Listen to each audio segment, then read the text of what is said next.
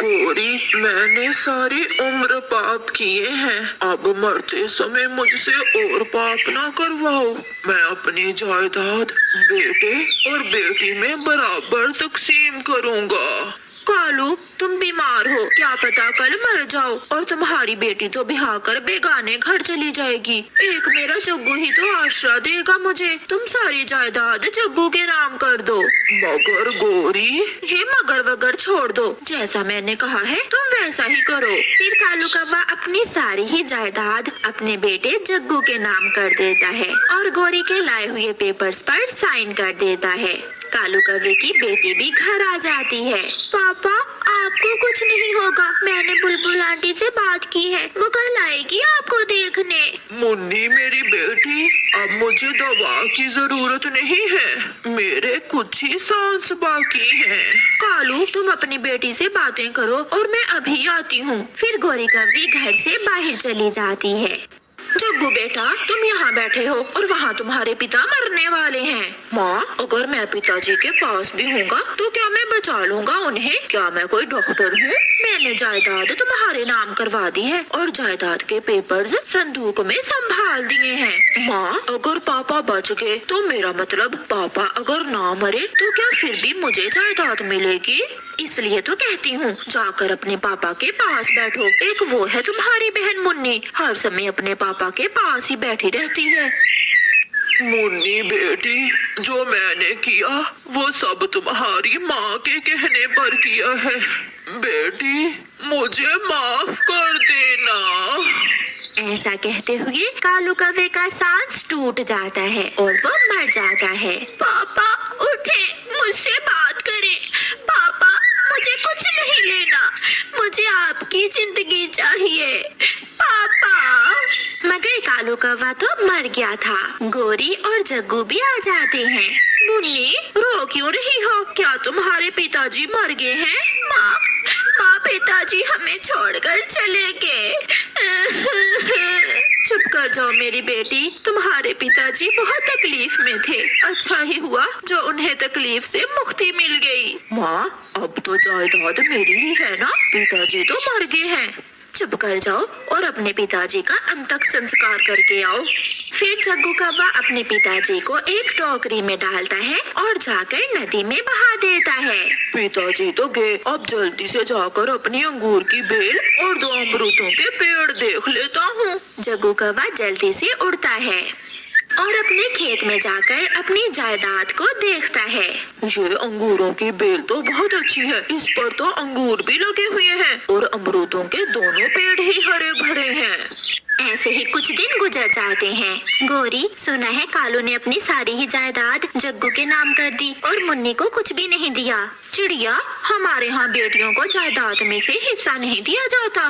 गोरी, तुम भी तो एक बेटी ही हो, तुम्हें बेटियों के बारे में ऐसी बात करते शर्म आनी चाहिए। चुप करके जाओ यहाँ से, हमें सब मालूम है क्या करना है और क्या नहीं करना। रात को गोरी कौवी, उसकी बेटी मुन्नी और बेटा जग्गू घर में लेटे हुए थे। जग्गू बेटा, अब जायदाद तुम्हारे नाम लगवा दी है, इसका ये मतलब नहीं है कि तुम हमें भूल ही जाओ। अब तुम पर पहले से ज्यादा जिम्मेदारी है। अपने पिता के बाद अब ये घर तुम्हें ही चलाना है। माँ, मैं कोशिश करूँगा। फिर दूसरे दिन जग्गू अपने खेत में जाता है और अंगूर की बेल सूख रही थी।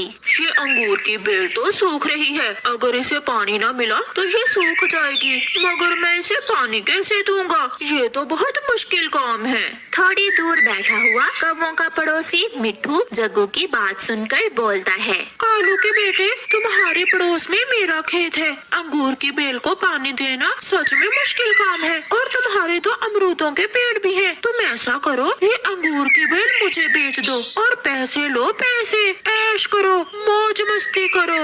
ये सुनकर जग्गू कौवा खुश हो जाता है। अंकल मिट्ठू, मैं भी यही सोच रहा हूँ, पापा तो काम वाम कर लेते थे, मगर मुझसे ये सब नहीं होगा। आप ऐसा करें, ये अंगूरों की बेल खरीद लें। फिर मिट्ठू तोता जग्गू कौवे को कुछ पैसे देकर वो अंगूरों की बेल खरीद लेता है। जग्गू कौवा खुशी खुशी अपने घर की तरफ जा रहा था कि रास्ते में उसका दोस्त उल्लू मिल जाता है। दोस्त जग्गू, इस थैली में क्या है? मैं अपने अंगूरों की बेल बेच कर आया हूँ, पैसे हैं इसमें। जग्गू दोस्त, अगर तुम्हारे पास पैसे हैं तो चलो हम जुआ खेलते हैं। तुम देखना, तुम्हारे ये पैसे घंटों में ही दुगने हो जाएंगे। उल्लू दोस्त, सच? क्या तुम सच कह रहे हो? तो और क्या? फिर जग्गू अपने आवारा दोस्त उल्लू के साथ जुआ खेलने चला जाता है। माँ, अभी तक जग्गू भाई लौट कर नहीं आए। बेटी, आपके भाई को खेत में काम ज्यादा होगा, अब उस पर अपने पिता की जिम्मेदारी भी है। खेत में काम करना कोई आसान काम नहीं है। जग्गू भी घर आ जाता है। जग्गू बेटा, रसोई के लिए राशन लाए हो क्या? माँ, कल लाऊंगा। क्यों बेटा, क्या तुमने आज अंगूर नहीं बेचे थे? माँ, अंगूर क्या, मैंने तो आज अंगूर की बेल ही मिट्ठू पड़ोसी को बेच दी थी।